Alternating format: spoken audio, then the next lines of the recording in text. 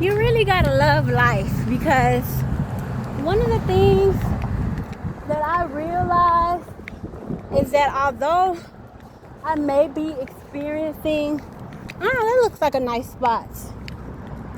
Although I may be experiencing a very, very, very crazy life experience right now, and just changing and shifting and all of that, there is still so much beauty in my life and everything that I'm experiencing. So this is what I'm wearing today. I have on a nice little floral dress that I actually had to tailor and change up a bit just so it could fit me how I wanted it to, because it wasn't exactly like this at first. Y'all know I'm a clothes designer, so that's what I do for real, you know. But those are the little shoes I have on. And this really nice guy whom he looked at like he was white or just was not my race, And I don't like to highlight on that type of stuff because it's not important. But it's like I don't expect to be noticed by those type of people, if I'm being honest. And not that I don't think I'm attractive, not that I don't think I'm beautiful, not that I don't think that I don't deserve to be. It's just that I just don't expect it, right? And so he acknowledged me, and he was like, I love I love that outfit today. I love your outfit. It looks good. And I'm just like, he gave me just the most beautiful smile, and I just looked at him, I smiled, and I'm like, why, thank you.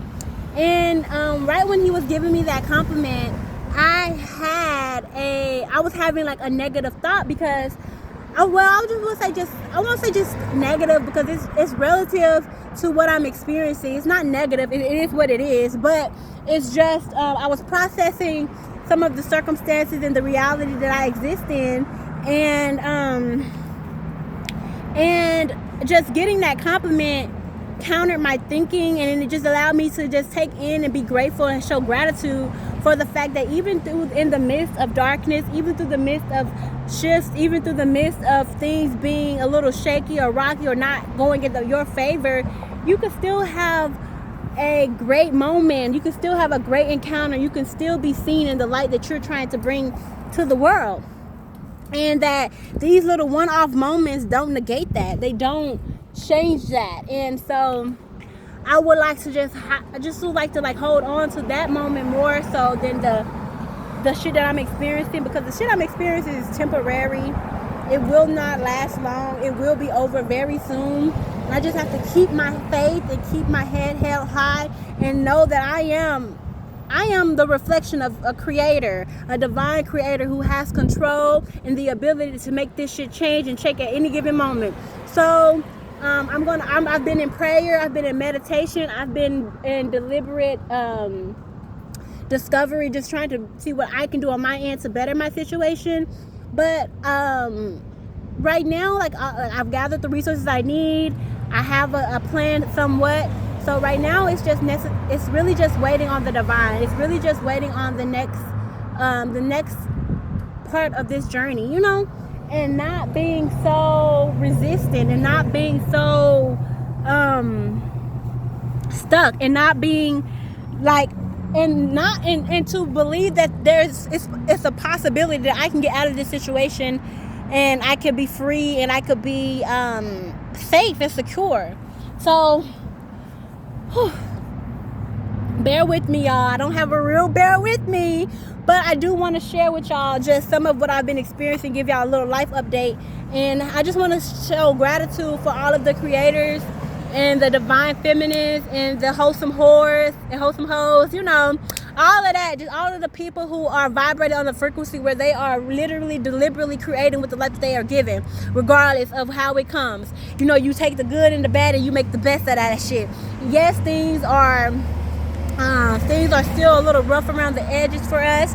Things are sometimes, it really all these little small moments try to get blown up in our minds so they can overpower the work that we've put in, So I'm just gonna be that I'm gonna be another voice of reason. I'm another voice and a reminder for myself and to others that, yo, we gotta keep going. We gotta keep our heads held high. We gotta keep our vibrations high. We gotta keep our, our fun, delusional, imaginative states and creative states and childlike imagination and just state of being in existence up here at the top floor, and not never going down to the bottom level with these motherfuckers who want to keep us boxed in, who want to imprison us, enslave us, who want to see us dead, who want to see us struggling and poor and in poverty, and all the ones who maintain those systems.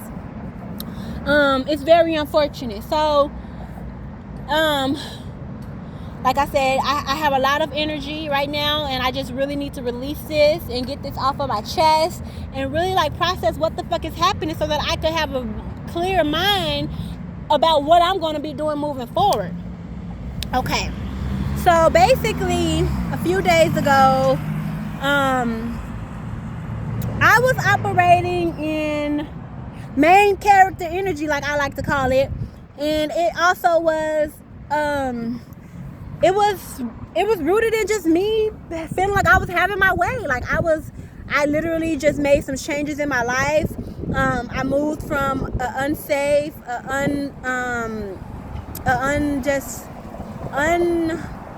unfulfilling, non-fulfilling, non-secure, violent, very draining environment that wasn't conducive to my health on a lot of different levels. I've made some changes within my habits. I don't no longer smoke. I'm no longer an addict to any type of substance. And I started just really integrating my relationship with God and with people who love me, and just really just shifting and connecting with nature and the divine in a whole new way. And it afforded me the ability to transition to a place that I love, to a place that I feel at home, to a place that I feel like it is the possibilities are infinite. I love being with my sister. I love being a part of her life, a part of her world. However, it's restricting. There are still some limiting beliefs within her, within the systems that she happens to be under and connected to, that can no longer contain the version of me that I am and forever becoming. And I'm not personally mad at my sister.